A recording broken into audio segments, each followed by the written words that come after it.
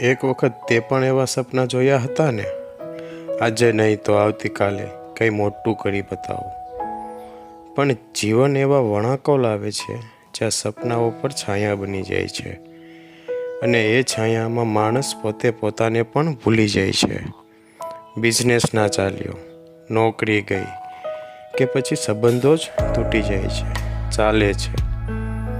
કારણ કે આ બધું તને તોડવા નથી આવ્યો, એ તને નવો બનાવવા આવ્યો છે.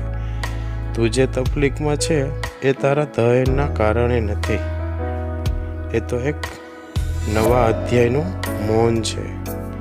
તું જે દૂર પડ્યો છે સફળતાથી, એ તારા માટે શરમની વાત નથી, એ તો સાબિતી છે. તું પ્રયત્નો કરી રહ્યો છે.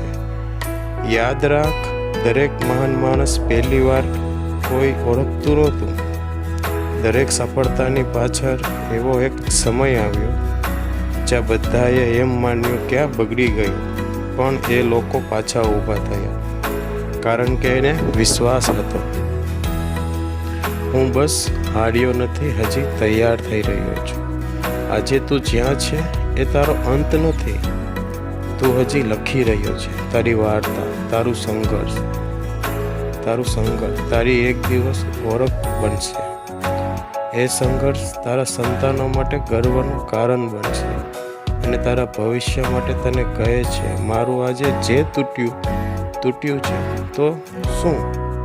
હું રડી રહ્યો છું, પણ કાલે હું હસતો ઊભો રહીશ.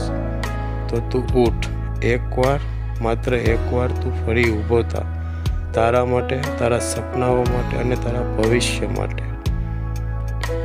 પણ આ વાત માને છે? જો તું પણ આ વાત માને છે તો નીચે લખ, હજી હું તૈયાર થઈ રહ્યો છું. અને આ અવાજ પણ એક એવા મિત્ર સાથે જાય જ્યાં આશા હવે ધીમે ધીમે ગુમ થઈ રહી છે. હું હાર્યો નથી, હું તૈયાર થઈ રહ્યો છું.